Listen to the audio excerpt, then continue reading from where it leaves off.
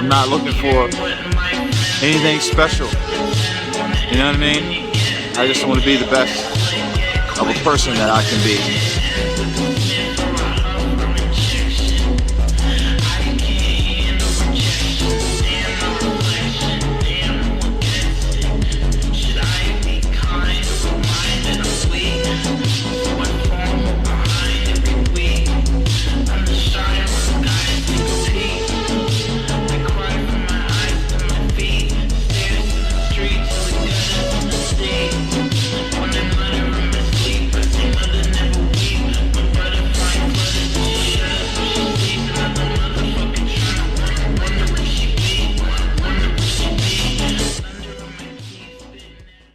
It's a man that my mama in love with, and he mad today, and he beating my mama up. Now, I'm not strong enough to go stop him, but one day I will be, so I'm gonna do these curls. I wanna kill him, but I'm gonna kill these curls until I can stop him. You know, some people do this for reasons that are not superficial. Some people up here can relate. I hear your stories. I didn't have an image to look up to want to be like. I didn't have a daddy to teach me a skill or teach me confidence or determination or to teach me how to have a killer instinct or to teach me not to give up or not to quit. I didn't have nobody to teach me those things, so I never was able to develop those. But to see that in these men here gave me something to want to inspire to be in the absence of anything. I went to the hospital for the first time to see my father. I didn't recognize him because he had cancer, you know? Okay. And he turned yellow and just had leukemia and he lost a lot of weight. I didn't know who he was.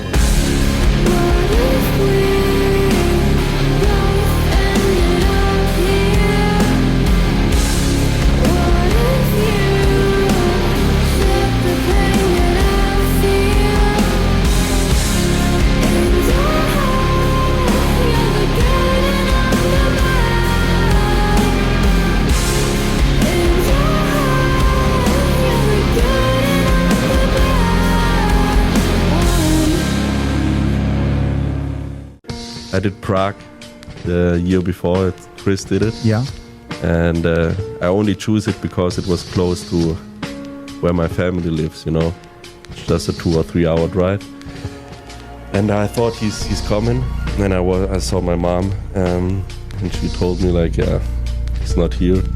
And I was standing on that stage, like winning this, but in myself, I wasn't happy at all.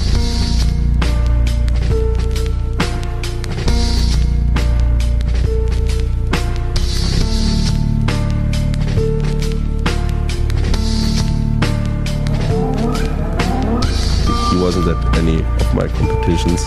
He's never been to any. Yeah. And I would love that, you know. I would love that. I didn't have a father growing up, unfortunately. It was 6 of us.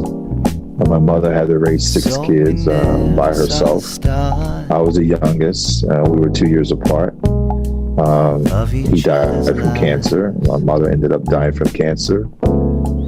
2 years before I turned pro, she died from cancer as well.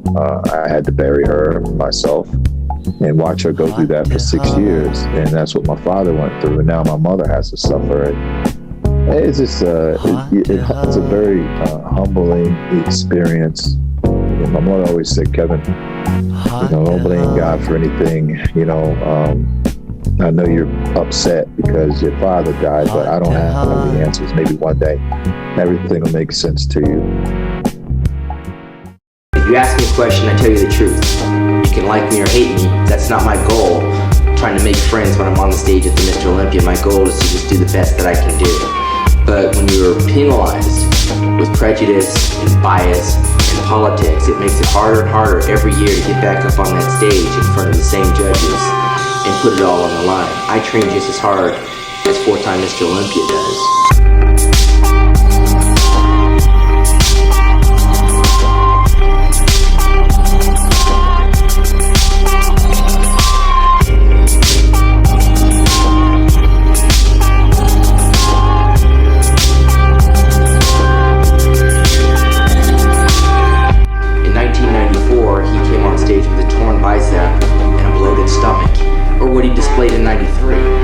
because I went on record and said that, he thought I was disrespecting him. I wasn't disrespecting Dorian Yates. I said what everybody else wanted to say. I said what everybody else saw. See, the life I've had can make a good man bad. So please, please, please, let me get what I want. Lord knows it would be the first time.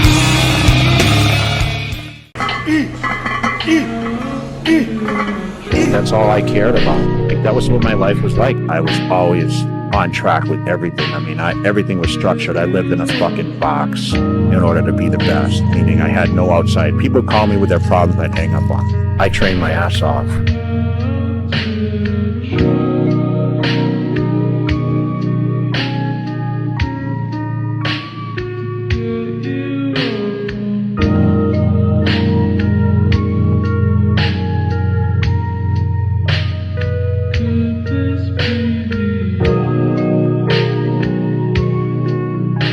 I never thought Ronnie Coleman would be Mr. Olympia because he didn't have enough money to take the flights because he wasn't sponsored by Joe Weider.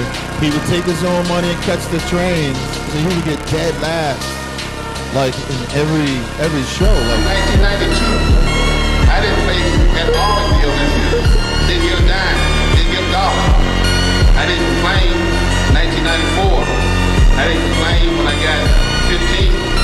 I didn't complain when I got 11.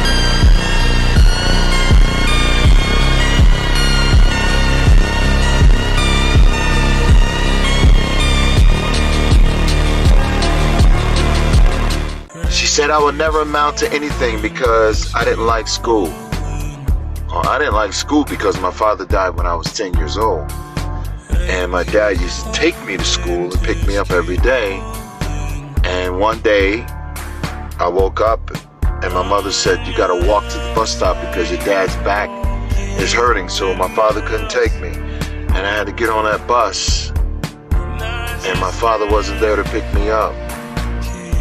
And 2 weeks later, I'm at a funeral. I was 10 years old, my father's funeral. 10 years after that, my mother died.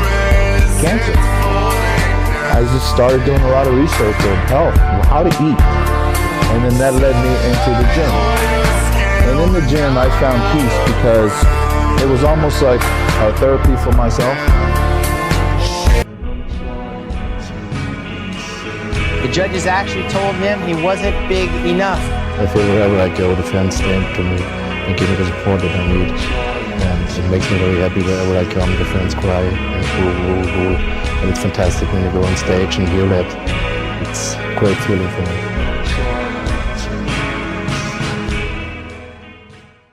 I knew 100% I was going to win the Mr. Olympia in 2006. I had no doubt in my mind. But every year I watched Ronnie stand next to me, and before he fell on the ground and he cried, he was scared. He was scared. You'll see Ronnie Coleman mouthing some things to me, and Ronnie Coleman said, well, you beat me. He said, you won. And I didn't know what to say. I felt terrible. With moonlight on the river, saying my goodbye.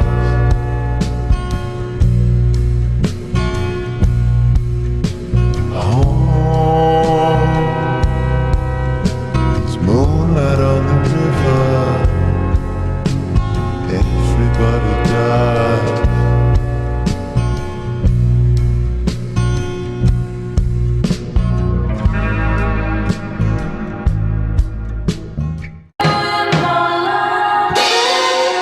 Just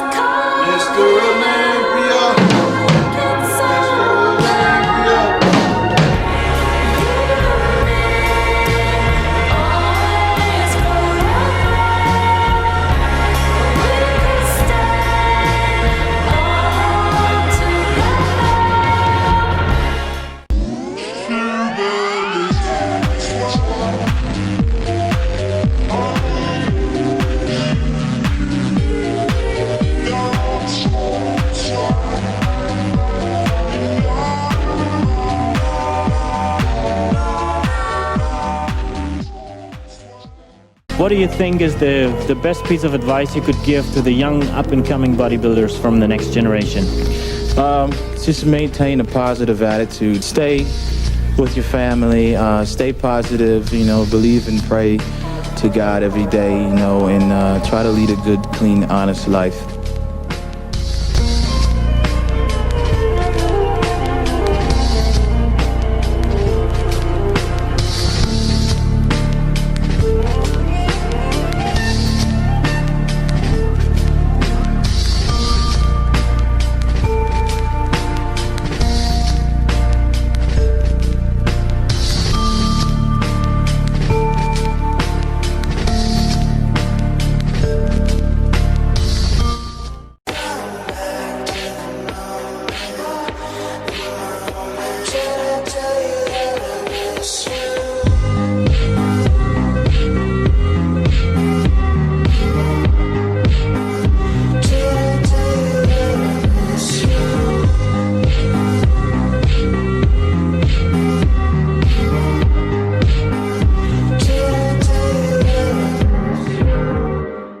They will present the certificate, the silver Sandow medal, the silver Olympia medal, and a check for $55,000 to Kevin Levrone.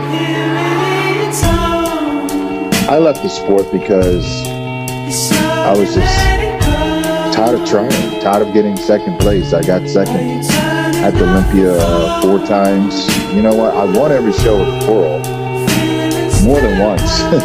What is it about this Mr. Olympia that I just cannot win?